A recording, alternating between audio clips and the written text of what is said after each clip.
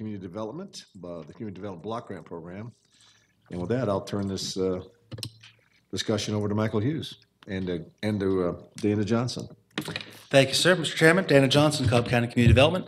Thank you for having us, and we are going to give a brief presentation on the overall CDBG program and some different models for looking at CDBG. Why are we here today?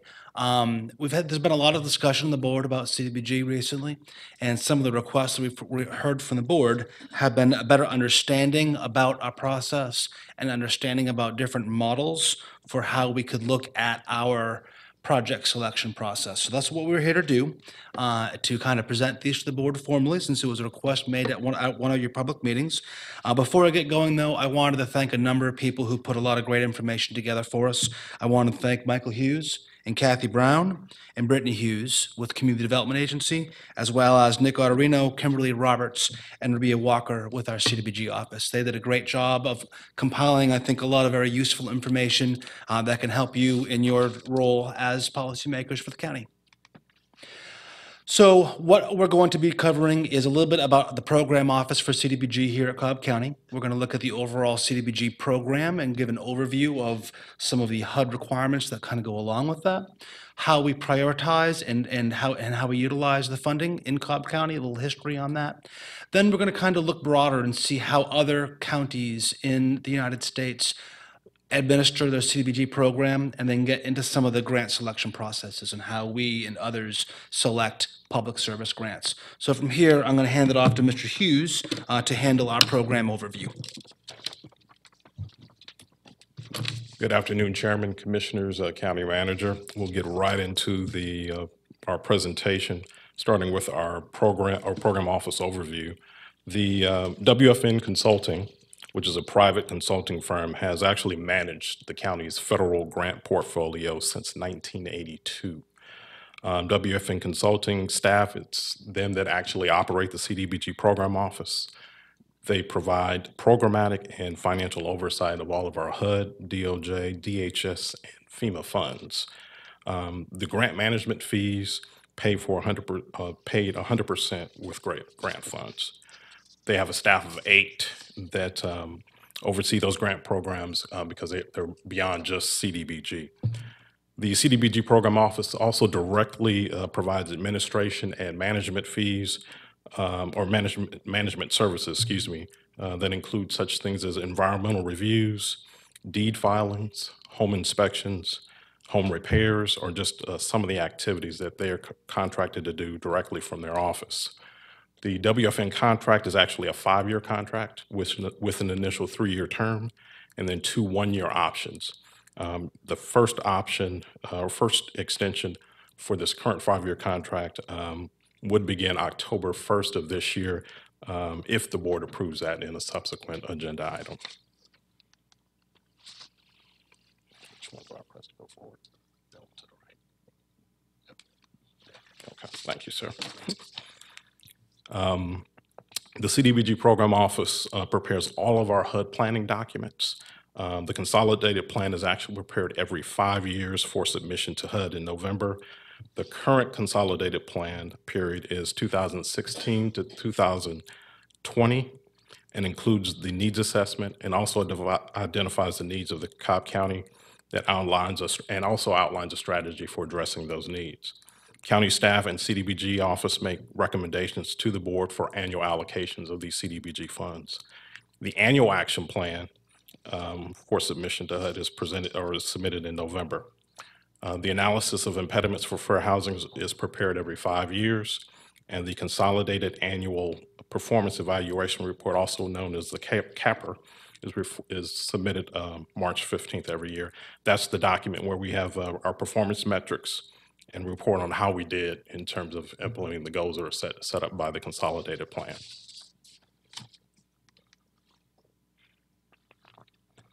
HUD allocation of funding is included in the annual action plan. Other programs like CSBG or Community Services Block Grant, JAG or Justice Assistance Grant, and EFSP, which is Emergency Food and Shelter Program, actually require annual proposals for funding. The Board of Commissioners also approves all recommendations for grant funding, And that includes budget changes and additional allocations of grant funds. CDBG funds, these are federal funds, which is unlike your Cobb collaborative funding, which is totally funded with local funds, and also have a separate grant process and separate grant priorities as well. Okay, so you're telling me that the JAG, the SF, and what was the other one that's annually? ESG, I'm sorry. Isn't there a third one in there, or just the CSBG, JAG, and CSBG? There you go. Okay, Yeah. thanks. Thank you. Just a little history here. Quick question. Yes, sir. Some of these awardees overlap between the collaborative as well as CDBG. They do, sir. They do. Is that taken into consideration when they look at awarding it from CDBG or from the others? They're already getting funds from other sources? Or is it? Not right now, but some, and I think Dana will cover this when he looks at other models at other jurisdictions. When they use these funds, some of them are limited to just one source of funding from a local government. So if they're applying for CDBG, they just get CDBG, or if they're applying just for local funds, that's all they get. They don't get both. But that's a policy decision the board would have to consider at some point. But what I remember in the past is that each one of them may have gotten it for a different program.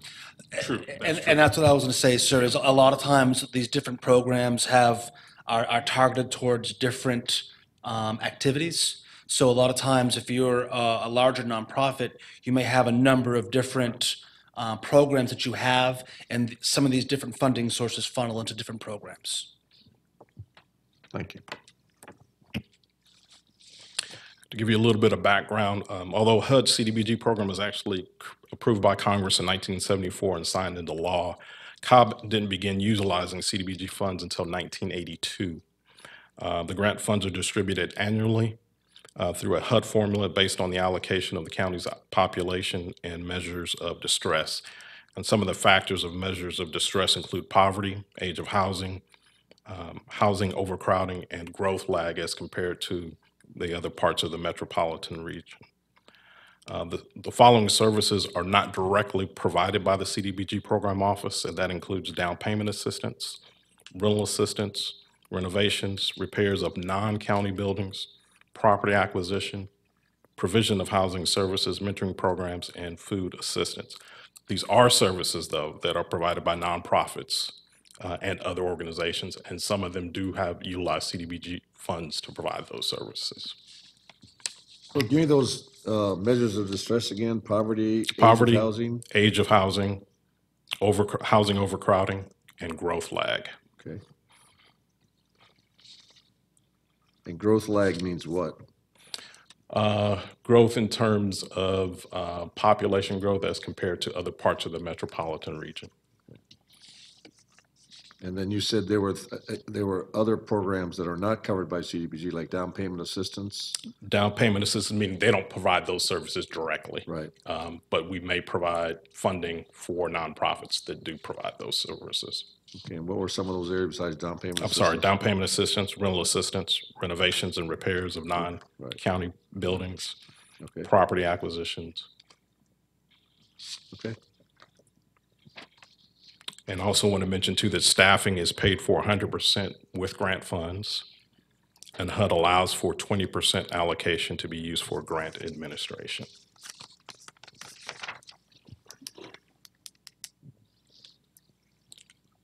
Eligibility for participation as an entitled community is based on population data that's provided by the U.S. Census and metropolitan area delineations that are published by the Office of Management and Budget. Entitlement jurisdictions consist of grantees who receive a direct allocation of CDBG funds from HUD, and HUD determines the amount of each entitlement grantee's annual funding by a statutory formula that uses several objective measures that include community needs, including the extent of poverty, population, housing and overcrowding, aging of housing, population growth lag in relation to the rest of the metropolitan areas. Cobb County is financially responsible for all subrecipient errors that may occur. So if funds are not, if expenditure reporting is not done properly, or there's some misdocumentation, the county is financially liable. And those funds would have to be repaid with general fund dollars. I should note too that non-entitlement communities can make requests for funding through the Department of Community Affairs through their state entitlement if they so choose. Per HUD regulations, projects that are aimed at serving the needs of low and moderate income residents, such as those that are listed here, excuse me, next slide, the elderly, homeless, severely disabled, abused children, battered persons, illiterate adults, and also low-income persons, they instantly qualify for these these dollars.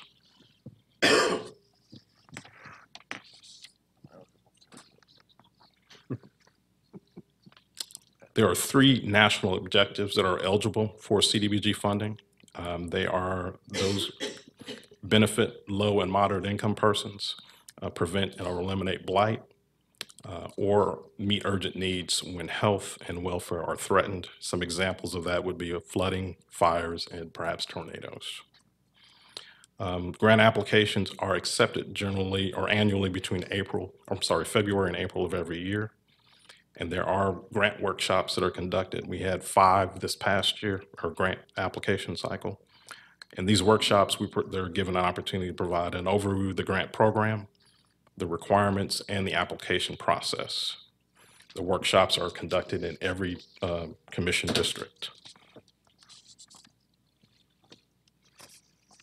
CDBG funds may be used for activities which include but aren't limited to public facilities and improvements, housing rehab, homeownership assistance, acquisition and disposition of real estate, public services, blight removal and site clearance, code enforcement, and economic development.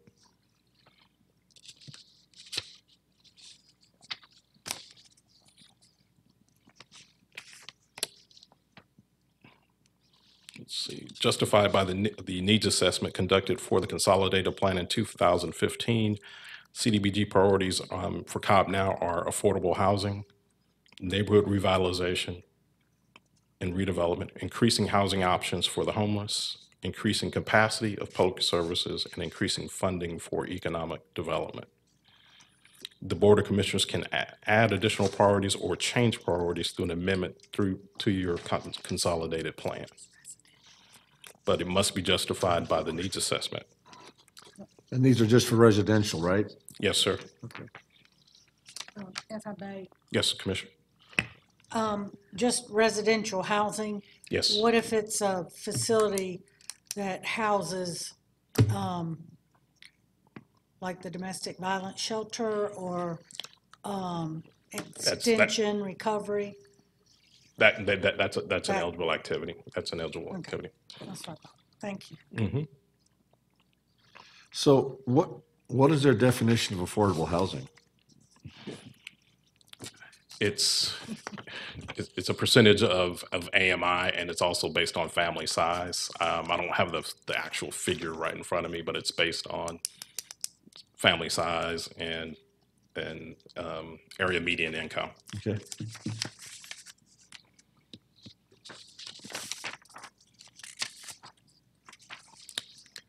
Next item. Current funding, Cobb receives about $3.8 million annually. This is just for CDBG. There's no local money that's used for the CDBG program office.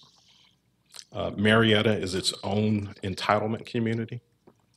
And Cobb received just this year in 2018 about $3.7 million.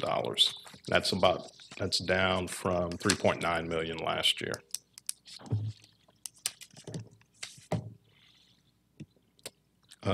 Cities receive an allocation of the cities of Ackworth, Austell, Kennesaw, Powder Springs.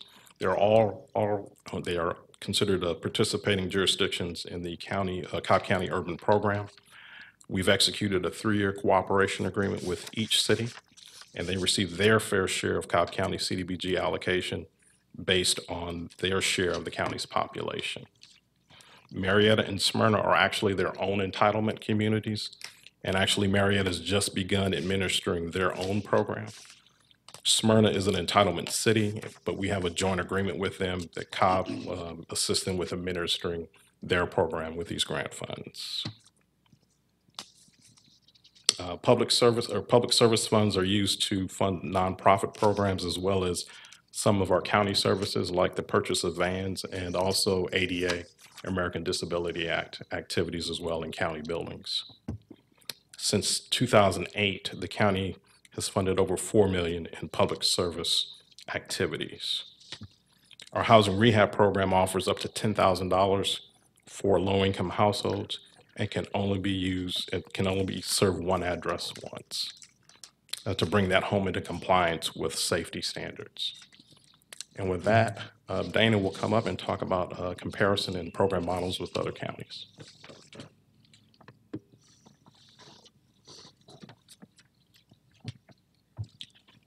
Thank you, Mr. Hughes. Mr. Chairman, to answer your question more directly on how the federal government determines affordability, it deals with how much a family or household, how much of they put towards housing costs within a region. So 30% of your income going towards housing, more than 30% is considered an issue from the affordability side. Well, I find it interesting because somewhere in the recent past, you showed a chart of how many houses in Cobb County would contribute more than 30% of their. That's correct, sir. Yes, sir. And the chart was very revealing Yes. Yes, sir. about, the assumption about who really is poor, house poor in this county. Actually, most people in this county are house poor looking at some of those charts, particularly if it's over 30% of the disposable income. Yes, sir. So I'm going to kind of go over some different models that we've looked at to see how different groups administer their CDBG program. As we're looking at all of these, it's really important to note that with anything with CDBG, all of this contains a lot of strings attached to the federal mandates.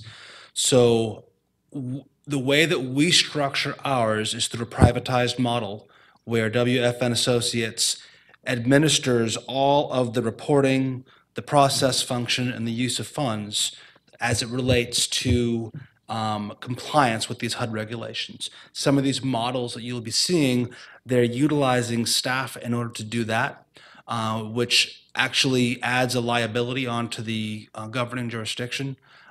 Since we use a privatized model, it's kind of a shared responsibility between us and our contractors, WFN. First, we'll take a look at Fulton County. They have a total of 7 staff people. 5 are funded through their CDBG program. 2 are funded with local funds obtained through their general fund. They have about $1.9 million per year they receive from CDBG funds.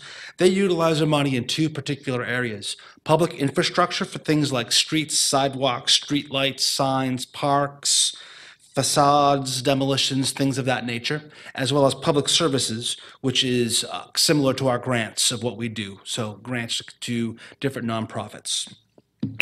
They're larger, why do they receive less? I think a lot of it has to do with unincorporated areas, sir.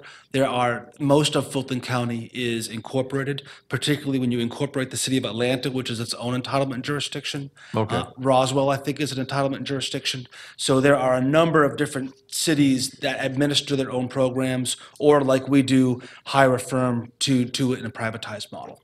Good, thank you. Yes, sir.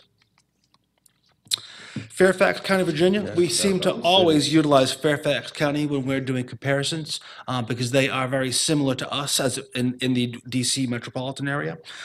They receive $5.7 million in CDBG funds. It's a very large county. They have 14 total staff members. All of those staff members are paid for through CDBG funds. They don't use any local funds to administer their program. Their priorities deal with homelessness, special needs, working families, and workforce housing. So with homelessness, similar to ours, we're talking about rehabbing units as well as tenant-based rental assistance. For special needs, it's dealing with affordable rental housing, rehabilitation services for seniors, and then housing to help the mentally ill and physically disabled populations. For working families, they have tenant-based rental assistance and rehabbing units. And finally, for workforce housing, they have a pretty robust program for building housing units for individuals and families that go up to 120% of average of area median income, which is the way that HUD defines workforce housing. Usually, you're looking at between 80% to 120% of average median income, area median income, which is what is constituted as workforce housing, particularly workforce housing for individuals that can afford to own their own home. Well, it can't be very robust if it's $5.7 million and it's Fairfax County.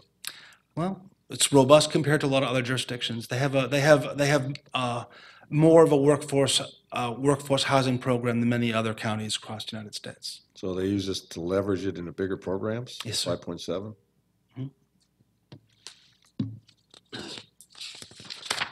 Hennepin County is outside of Minneapolis. They're a very different county in that they have a number of jurisdictions that kind of come together as a consortium-based CDBG program.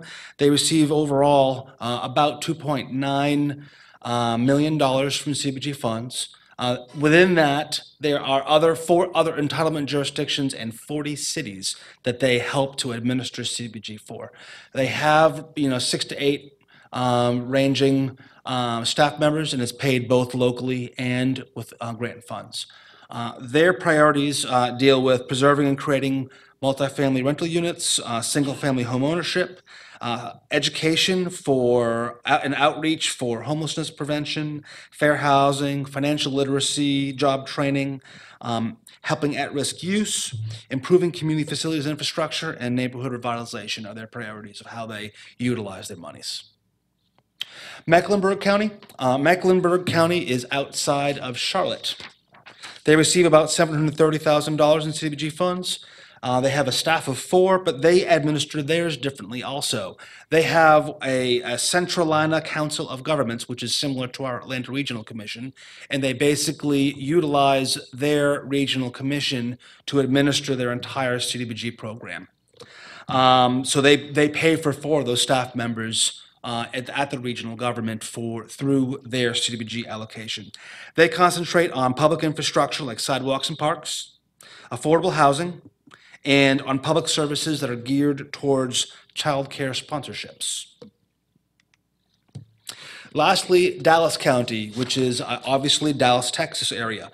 This is the county, so Dallas is their own entitlement community. This is the unincorporated area around the city of Dallas. They have about $2 million in CDBG funds they get every year. Staff of 4 paid totally with CDBG funds. Their priorities are very different. They concentrate a lot in economic development, and they do provide additional money for affordable housing and blight. For economic development, what you can do with economic development through CDBG funds, you can do things like business incubators, facade programs, micro enterprise assistance, which is very small loans to very small businesses to help people start new businesses. Infrastructure assistance for economic development projects. This could be roads, water, sewer, things of that nature, and then job readiness skill training. They do assist some with affordable housing. All of their affordable housing work is basically done through Habitat for Humanity. And then they do also use money towards eliminating blight, which would be similar to our nuisance abatement program. One quick question. Sir. Mr. Johnson. It seemed the one common thing was affordable housing, just about for all of them. I mean, obviously there should be some best practices from some of these that we can use with ours, because that seems to be what we want to concentrate on, at least going forward. We do use a lot of our CDBG allocation money, especially through our public service grants that go towards affordable housing. And this is a lot that goes towards homelessness prevention.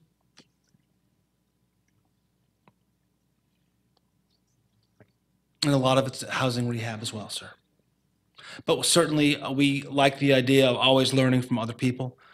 So we will certainly do a deep dive and see how others utilize their affordable housing funds and see if there are things that we can learn and we can incorporate into our own program. And certainly, we're definitely doing that. I know that the conversation with workforce housing continues, and we're certainly looking at Fairfax County and how they're doing it so that we can learn from them and see if it's something that we can incorporate into our own program. Daniel. Yes, ma'am. The cities within Cobb, are they part of our whole block entitlement, or are they standalones like Atlanta? is Well, with the- Smyrna and Marietta both receive their own individual entitlements.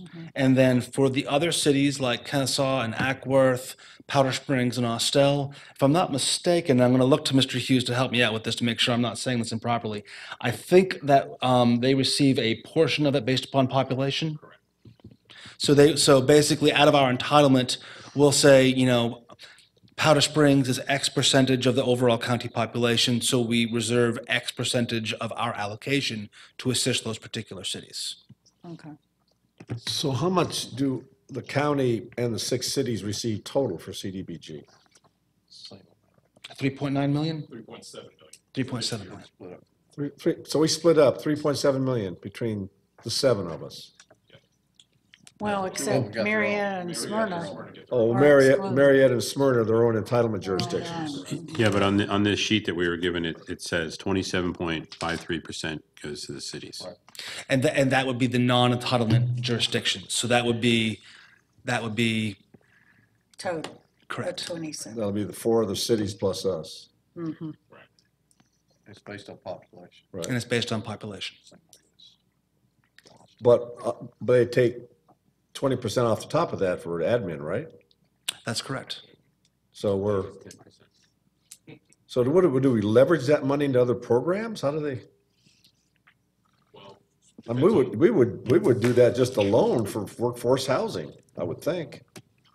Well, sir, I haven't been the recipient on the other end. Well, I mean, we have a presentation every year from the CDBG office in the city of Ackworth that comes in and talks about those programs, and there's select programs that they work together on. Right. And it's no different than what we do in the county. It's just, it's specific to city jurisdiction.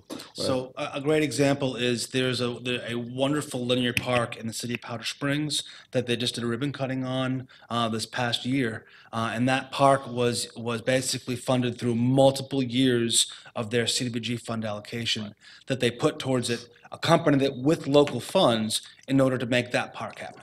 Okay. So it's not 1 year money. You can carry it forward. That is correct. There's a certain funding percentage that we have to spend. We can't just carry over gobs of money from year to year. There's a certain funding ratio that we have to spend. If we don't spend it, then they'll come back and take the money from us. Exactly. There's an expenditure ratio that we have to maintain of 1.5. Okay, all right. Those are all part of the red tape of the federal government on ensuring that the funds are being expended properly and timely.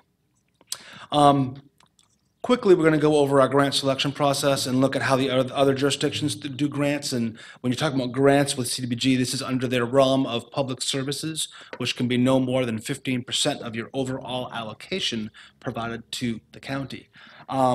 We utilize the standard HUD grant selection process, which is part of what how they direct local jurisdictions to go about their grant process. So we receive the notice of funding availability. We get the applications available online or via email. We do grant workshops across the county, have the application deadline. There's a grant application review period and a group that reviews it, which I'll talk about in just a little bit. We make our recommendations to the Board of Commissioners, and then finally, the Board of Commissioners approve it.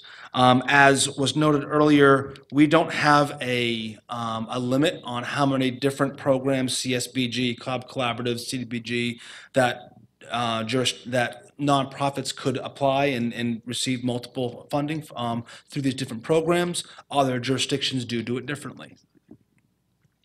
Our minimum requirements, because we are financially liable for all of the money being spent from CDBG, we do have a number of minimum application requirements that we utilize when we are reviewing applications. This includes ensuring that they have a proper registration with the Georgia Secretaries of State office as a nonprofit, that they have gone through the appropriate system with the federal government to be able to receive awards, and that they are free from debarment. Debarment in this regard means fraud, failure to perform, violation of criminal law, things of that nature. They have to have an active board of directors where they are a board of directors who are helping to guide and advise the nonprofit on how they're doing things. And they need to have enough money in the account in order to expend funds for that particular year, because all of these funds through the public services are reimbursement grants. So the nonprofit has to have enough money to go out and spend the money in order to perform that service, and then they reimburse that money back through our CDBG office in order to reimburse them for that outlay of capital. Finally, we have different proof of insurance requirements that kind of go along with that. Excuse me, Chairman, question for Sure. Dana. Dana, the reimbursement aspect of the program, is that applicable nationally? Is that a Cobb County practice? I think a lot of it is because of the timing of the money, because, and I'm going to look to Kimberly Roberts, who is back there. Kimberly, could you help me out with this? I think this does, but I think it would be better to come right from you, ma'am. I'm going to go to the expert on this. Did I just hear the bus drive up? Thank you, ma'am. Thank you. Good evening. Hey, Kimberly. The process, I would say, that HUD recommends is to do reimbursement because it's safer and it's lower in risk value. If the county was to do advance payments, then there's no coming back from being on the risk of having to repay funds. So that is a recommended, like a best practice as recommended by HUD that we have accepted. Okay, But also, like, we're in the middle of a fiscal year. We're actually towards the end of the fiscal year, and we just found out about the money for this fiscal year True. about a month and a half ago. So nonprofits have been operating Since January since 1. January 1, and we didn't even know what our allocation was going to be until the board last month just approved the final allocation that we received from the federal government. So it's a so combination there's of risk both. that's shared on both sides of And it that. does help in the planning of the overall grant expenditure process if we know what has been allocated and that they can go ahead and start spending. And so even though Cobb doesn't have the funding just yet, we are requiring subrecipients to send us their monthly reimbursement. So when the money comes in, it's easily spent out and we still meet our expenditure ratio for HUD. Okay, so under that scenario, would that money be guaranteed? For instance, you said you were waiting for the board to determine the allocation of funds. Do we run the risk that nonprofits would be expending funds with the expectation that they would be reimbursed and they possibly not be reimbursed based on what's going on Not just federally? the board, but the federal government. Because the federal government did not let us know about this year's allocation until about 3 months ago. Yeah. But we And- already had awarded, or we already had We had recognized. awarded 70% allocations and as a conservative model to make sure, some wiggle room in case the federal government did cut our HUD funding. And then as a nonprofit, let's say the federal government doesn't go through, is that a risk that's shared wholly on the nonprofit? Yes, that is in their agreement, their annual agreements. So in a case where Cobb County, HUD says, hey, Cobb County, we're no longer giving CDBG funding, that is the risk that is notified to the subrecipients. In the event that the funding is no longer there, they can't get reimbursed for those services. Does that answer your question, Yes, Mayor? thank you, appreciate Thank you, that. Kimberly.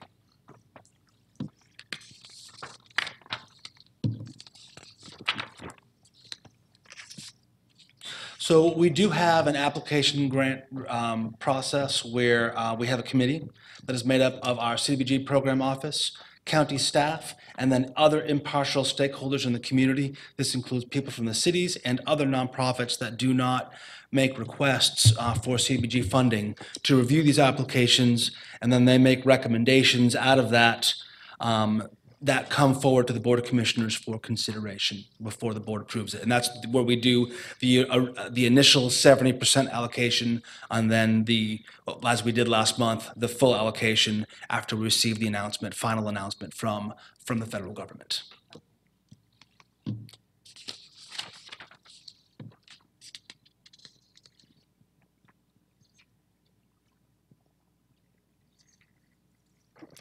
Part of this deals with the funding considerations. So one of the things that we've altered in our process, and this is based upon some of the input that we've received from the board, is that we have now included as part of our grant selection process, we've included a public notification of 1,000 feet around properties if that particular facility is going to change usage, or if there's going to be an addition to what has been happening at that particular facility. That's one of the things that we've altered in our process was based upon good input and policy direction that we've received from the Board of Commissioners. That is in addition to all of the other HUD requirements that we go through for things like 30-day notice periods and things of that nature that the federal government requires. So other jurisdictions, how they deal with their public service grants. Fulton County, I'm going to do it in two parts because they recently changed their process. Fulton County did get audited, and they were made to reimburse some funds back to the federal government within the last few years. Because of this, they've changed their process. Before, staff reviewed their applications for eligibility. It went to a citizens review committee. That went directly, made recommendations to their Board of Commissioners for approval. Fulton County is one of the jurisdictions that prohibits nonprofits from applying to multiple funding sources as part of their process. Now, they've altered their process post-audit where they have more eyes on their review. So now they have 2 staff members from CDBG who are looking at it for eligibility and completeness before it even moves forward to staff and division manager review of their applications. They make initial funding recommendations. That recommendation now goes to a citizens review panel just as they previously had. So what's been changed is they have an initial eligibility review as well as a staff review, kind of like a zoning recommendation would be a good example of that, before it goes through their citizen review process and coming forward for approval. One thing of note is that people to be on their citizen review panel in Fulton County do not need to have any grant experience. They only need to have an interest or passion for their particular community. Fairfax County, Virginia. They do it as a combined pool, consolidated community funding. So what they do is they kind of combine their CDBG, their CSBG, and their general fund local monies that they do towards nonprofits and do it as a large pool that their working advisory group then reviews and makes recommendations to their elected Board of Representatives for how to fund these grants. Their advisory group consists of members of their redevelopment authority and housing authority and their consolidated community funding authority. All of the people who sit on this review committee do have to have grant or community funding experience for Fairfax County. And then their Board of Supervisors makes all decisions, final decisions, as our Board of Commissioners do. Hennepin County, they go through a very different process. They actually just go through an RFP process every single year. They respond, different nonprofits respond to the RFP process, and then they are evaluated by members of the staff and then brought forward for their approval to their Board of Commissioners through an RFP process versus a grant process that we do. Who writes the RFP? That would be the county. Mecklenburg County is. But they have a CDBG office right there. They do have. It was about 6 people in their CDBG office. So why wouldn't the CDBG office write the RFP for that? I think in Hennepin County, and I might get corrected if I'm mistaken on this, but I think theirs is internal to the county. So as we have a privatized model, theirs are internal staff members. So with Mecklenburg County, all of their applications are submitted through their cities. So the cities make the funding request for applications. The cities approve the applications, and the cities confirm the eligibility of the applications. And then they're forwarded to a review committee who contains 5 representatives from each municipality, and then 3 representatives from the county, who then make recommendations to their Board of Commissioners for adoption. Dallas, Texas, their review committee is internal only. They utilize their CDBG staff and county staff in order to review all applications for funding, and then they bring that forward to their Board of Commissioners for approval. One point of note is they only really give one nonprofit grant, one public service grant, and that only goes to Habitat for Humanity. So they don't have the robust public services grant process that we have. So it's not as comparable in that regard for Dallas County. So with that, Mr. Hughes or Ms. Roberts and I will be happy to answer any additional questions the board may have. If the board sees a different model that they would like us to look into more, we're certainly happy to do that with the assistance of our WFN and associates to take a look at other models and how, if the board wants to see a change in policy, we'll be happy to make that happen for the county. So thank you very much. Commissioners? I don't know, just listening to all that, it seems to me they ought to be looking at us. A lot of times, I'm gonna brag on our consultants for a second. And thank you, Commissioner. We recently were audited for our home program, and they have a number of new staff persons doing auditing with HUD right now. And as part of the process of training these new individuals, they wanted to come down and see a program that is done right. And they came down and audited our HUD program so they could kind of see how a community that has all of its I's dotted and T's crossed does it. And we were happy to report back that we received very favorable review from the federal government in that particular audit of that program. Anything else? All right. Well, thank you, Dana, Michael, and the staff. Appreciate all the help. Thank you all very much. Very informative. Right.